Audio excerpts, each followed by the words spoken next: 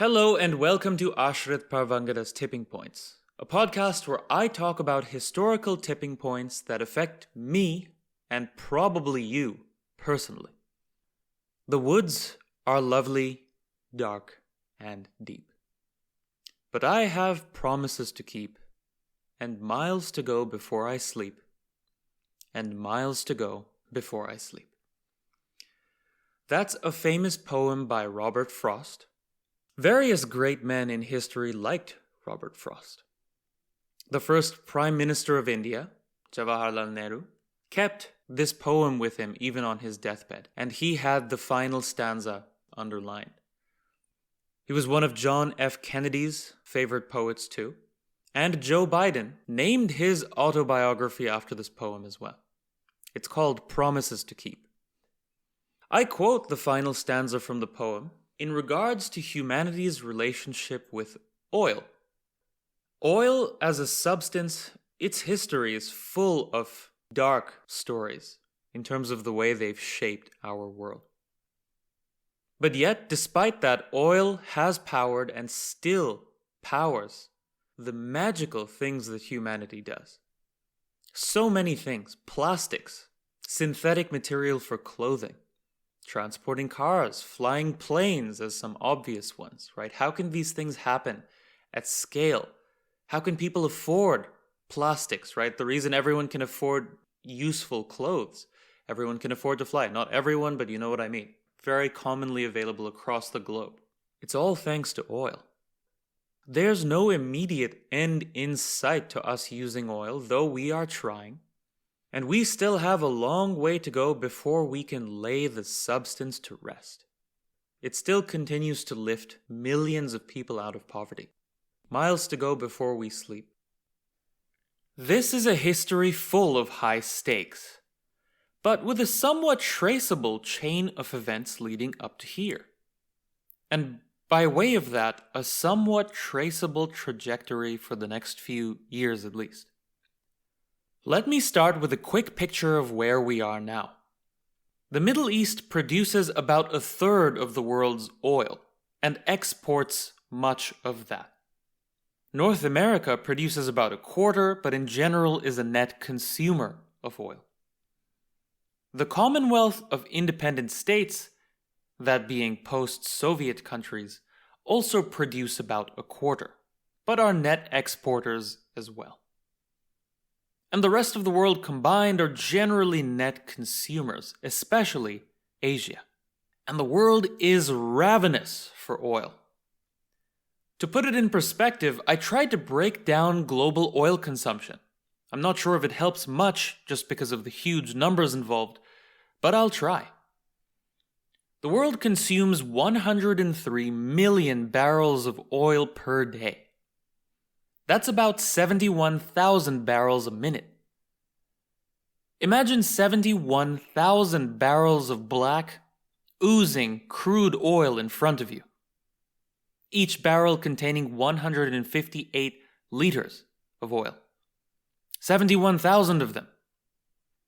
Let's say each barrel takes up about as much space as a human being at a concert.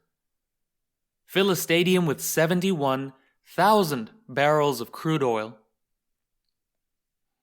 That's roughly what we go through every single minute.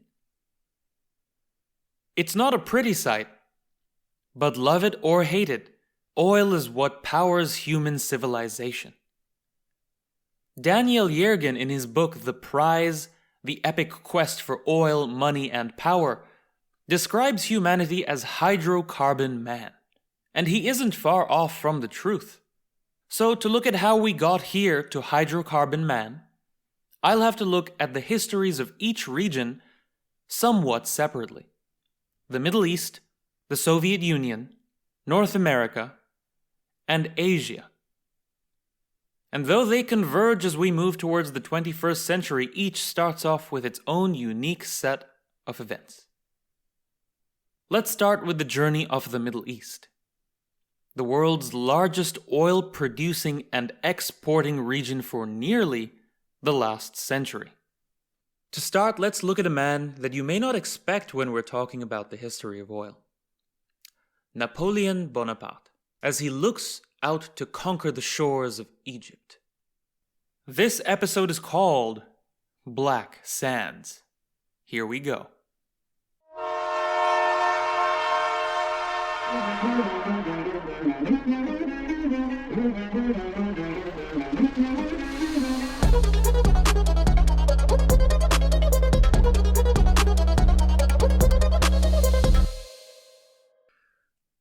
According to a 1999 piece, Napoleon and Persia, by Amini and Iradj, I'm very likely butchering that name, I apologize. Quote, Egyptian fashion was in full swing. Intellectuals believed that Egypt was the cradle of Western civilization and wished to conquer it. French traders, already based on the Nile, were complaining of harassment by the Mamluks. And Napoleon wished to walk in the footsteps of Alexander the Great. He assured the Directory that as soon as he had conquered Egypt, he will establish relations with the Indian princes, and, together with them, attack the English in their possessions. End quote. You might be thinking, where did the Indians come from in this story? Well, the reason that Egypt is important strategically to both the French and the English is partly because of India. And by the time of Napoleon, the British already exert a huge degree of control on northeastern, South, and North India, though they haven't conquered the entire subcontinent just yet. Particularly in the south, the fight raged on, with the British going up against various South Indian kings such as Tipu Sultan. And some of these kings fighting the English got their support from French officers, who taught them the latest military tactics that were developed in Europe. This is one of the reasons that France and India have very good relations today. This history goes well back to the first Indian fights against the British Empire. I mean, maybe the French motives weren't all sunshine and rainbows, maybe they had colonial interests themselves, but largely speaking, the French helped Indian princes fight the British Empire. And successfully, too. There were some battles where Indian princes won, largely due to new military tactics. So India soon became the beating heart of the British Empire's global ambitions. And the Middle East was a jugular that could be used to cut it off. To get to India in the late 1700s, Europeans had to sail around Africa. And with the British being the world's preeminent naval power at the time, the French couldn't have hoped to cut them off around Africa or in the Indian Ocean, by ship at least. Relative to the Brits, France was a land power. Napoleon and his armies have already had successful campaigns throughout Europe. And if France could use the Mediterranean to just make a short trip and control Egypt, that would give France much shorter access to the Indian Ocean, from where Napoleon could more effectively support Indian kings and their fight against the British Empire. So Napoleon got his fleet together and tens of thousands of troops ready for the invasion. Whenever there's a fleet involved, you have to be wary of the British. The British Admiral Nelson, a battle-hardened man with experience in the Caribbean, India, and the Mediterranean, was prowling in the Mediterranean Sea in search of Napoleon's fleet. And Napoleon couldn't let news of his intended invasion get out. So he only told, I believe, 2 or 3 of his most trusted generals. In his plan, the first stop was Malta. It was intended to be a quick pit stop. So Napoleon orders a refueling pit stop. By refueling, I mean resupplying in this era. Napoleon demands that they allow the French fleet to enter port and resupply. So Malta is a little bit south of Italy, where Napoleon departed from. Meanwhile, the British Admiral Nelson reaches Italy and is looking for Napoleon's fleet there. He just missed him. He learns that the fleet had moved to Malta and sets course for Malta. So he's right on Napoleon's tail. Malta, in response to Napoleon's demand to resupply, wants to find a middle ground. I mean, if you're a respectable military force in charge of your own domain, you can't just let a potentially hostile foreign army walk willy-nilly into your home and open the fridge and resupply themselves. They didn't have fridges back then, but essentially that's what Napoleon's army was asking for. So Malta wants to find a middle ground. They give Napoleon permission only for 2 ships to come into port. But with just 2 ships to come in and get supplies, it would take weeks to resupply Napoleon's fleet. Those are precious weeks that Napoleon doesn't have, as every day he didn't know how close Admiral Nelson's fleet might be. There's no Google Maps, there's no communication, you're just in the open ocean, you may have some spies or some information coming to you somehow, but largely you're just waiting from sunrise to sunset to see if the infamous Royal Navy shows up on the horizon, which would be a terrifying sight, I would imagine. So Malta's request to find a middle ground backfired. Napoleon launched a full-scale invasion of Malta. After a gun battle lasting 24 hours, the small force of the Knights of Malta surrenders. And soon enough, Napoleon secures control of the whole island, staying in the Palazzo Parisio for 6 days while his forces resupply.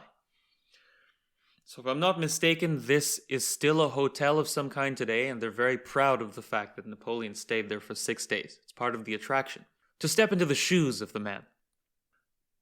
Afterwards, Napoleon departs for Egypt, which is quite close by ship from Malta, but he eludes detection from the British Royal Navy for 13 days. So I'm not sure how he does this. Does he take a zigzag course? Does he go around some islands? I'm not sure, but for 13 whole days, he eludes detection of the Royal Navy. So he's playing a bit of a game of cat and mouse, if you will.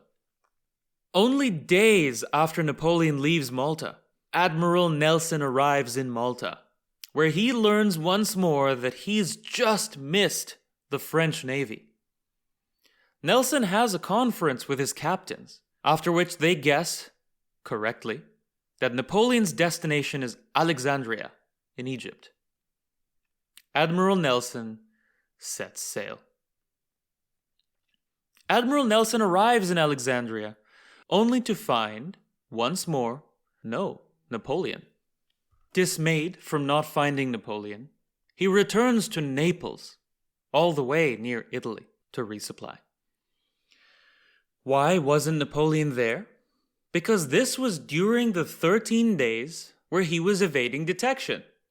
So he didn't go straight to Alexandria. He probably did take some sort of a zigzag route. And in doing so, Admiral Nelson misses him.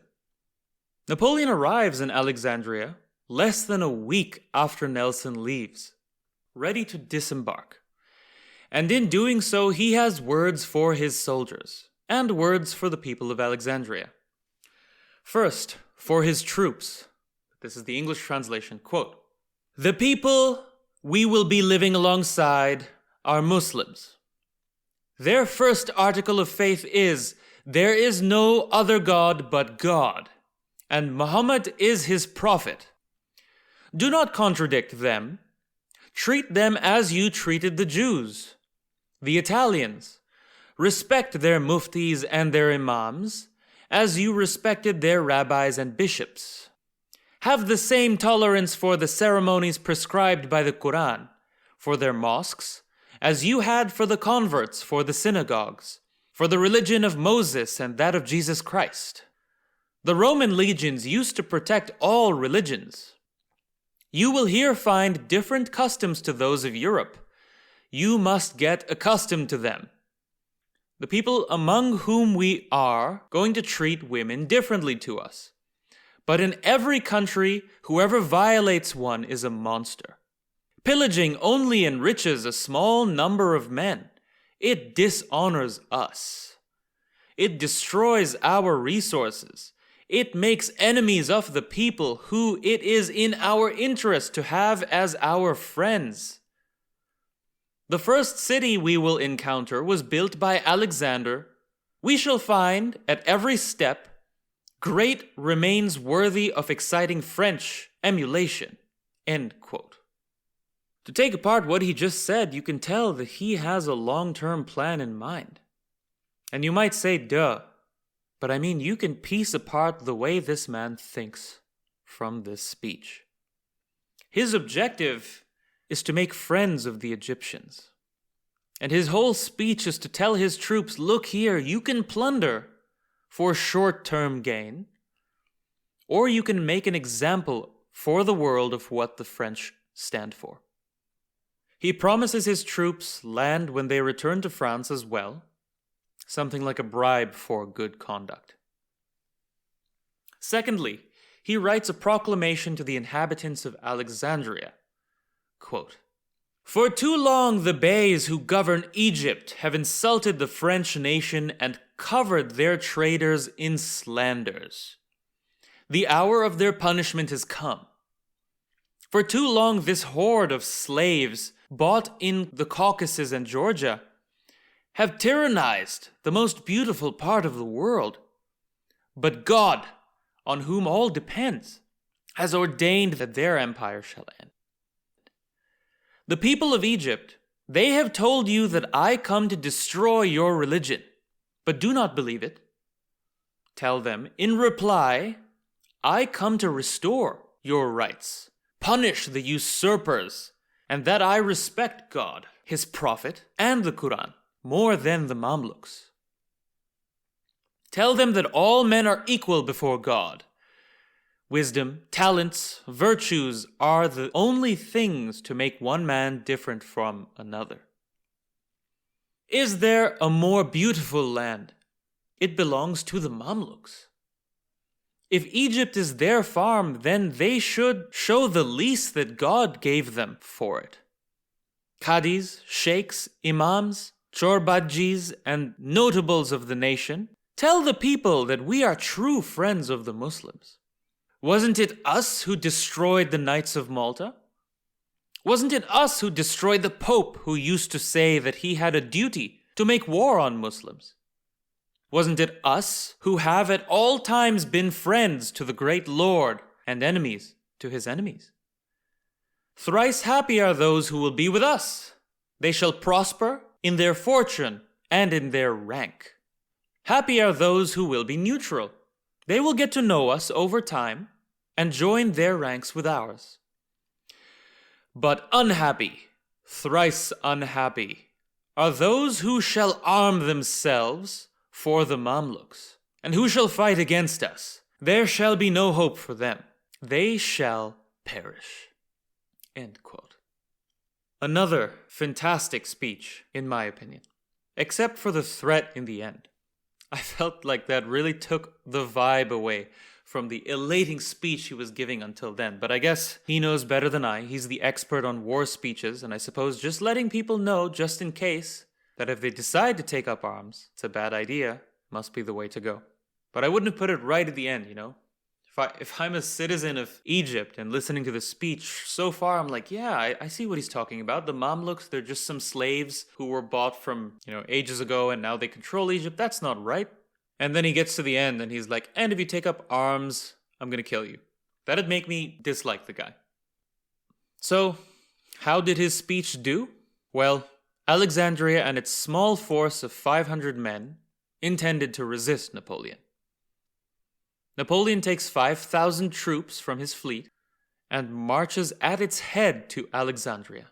And also in just one day, the French control the city. So, what's Admiral Nelson up to? Simultaneously, Admiral Nelson is still looking for Napoleon. He decides to go to Cyprus as the next guess for where Napoleon could be. But something tells him that it would be wise to pass by Alexandria on the way. And so he does. And the French fleet learns that the Royal Navy is now in the vicinity. The French Admiral Brueys receives orders to take the fleet to Aboukir Bay, a small bay next to Alexandria. Napoleon decides to take the army by land to the Egyptian capital, Cairo, while his fleet attempts to elude the Royal Navy. In the following days, Napoleon's army captures Cairo with minimal losses, and this was common for Western European armies at the time, when they were fighting other non-Western European armies. The technological innovation sparked by the colonization of the Americas, that we covered in the last season, and the resources that it provided Europe on the cheap had continued to give Europe exponential, or rather compound gains in development compared to any other region of the world. And by this time, it wasn't a matter of whether a Western European army could conquer any other, but simply a division of resources. I only have limited resources and troops. I have to choose where to send them because time is limited. And everybody's working against the clock. The British are working against the clock. The French are working against the clock. So that's where the dilemma comes in. So usually when a Western European army goes to another place, within just a matter of days, they decimate any conventional, traditional military in that place. While Napoleon was quite fortunate and did capture Cairo, at sea his fleet was not as fortunate. They faced another Western European force, and a superior one at sea. Admiral Nelson discovers Napoleon's fleet in Aboukir Bay. Napoleon's fleet is anchored aside the bay and believed that they were only open to attack on the side facing the sea, right? They had land on one side, they were like, we're safe, we're only open from that side. But somehow Admiral Nelson sends half of his ships between the French and the land, surrounding the French forces and destroying them. When Napoleon receives the news that his fleet was destroyed, you'd imagine that he would be devastated. They're trapped in Egypt now. They have no way back. You know that saying, go hard or go home? Well, they can only go hard. They can't go home anymore. But according to Charles Moulier, Napoleon is unfazed. Quote, "The disastrous event did not disconcert Bonaparte at all. Ever impenetrable, he did not allow any emotion to appear that he had not tested in his mind. Having calmly read the dispatch, which informed him that he and his army were now prisoners in Egypt, he said, 'We no longer have a navy. Well, we'll have to stay here, or leave as great men just as the ancients did.' The army then showed itself happy at this short, energetic response. But the native Egyptians considered the defeat at Aboukir as fortune turning in their favor, and so from then on busied themselves to find means to throw off the hateful yoke the foreigners were trying to impose on them by force and to hunt them from their country. This project was soon put into execution." End quote. So now the locals, be they Mamluks or otherwise, they know the French have no way of getting reinforcements. Sure, they have one of the strongest militaries in the world and 40,000 troops, that's no joke. But if you just keep whittling them down, they have no way of replenishing their people. So there is a light at the end of the tunnel for the locals now. What Napoleon has is a highly trained army in Egypt already, and he isn't one to despair. He's going to use this to the full effect to cement his control. He spends the next months fighting revolts, fighting Mamluk and Ottoman armies, administering Egypt and trying to convince Egyptians, largely unsuccessfully, that he has liberated them from tyranny. Crucially, for our story about oil, Napoleon visits the Canal of the Pharaohs, a smaller version of the modern Suez Canal. Oil didn't exist as a widespread resource in Napoleon's era, of course, but trade between India and Europe still had to go around Africa, and that trade was important. Viewing this canal is an important milestone in the later construction of the Suez Canal itself, the canal that connects the Indian Ocean and Red Sea to the Mediterranean Sea from where it can reach Europe quickly. Napoleon would, over the following months, launch further campaigns intending to expand and cement his control on Egypt. But as the climate and superior enemy numbers wore down his army, attrition got the better of them. Finally, at the siege of Acre, despite numerous attempts, Napoleon's forces couldn't break through and had to return back to Cairo. Retreat, you could even say.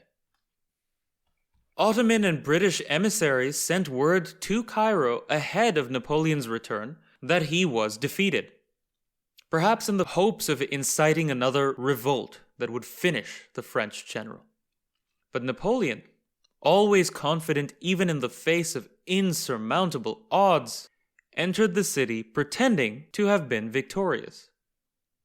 In a proclamation to the inhabitants, he says, quote, "He is back in Cairo, the bien gardé, the head of the French army, General Bonaparte, who loves Mahomet's religion. He is back sound and well, thanking God for the favors he has given him.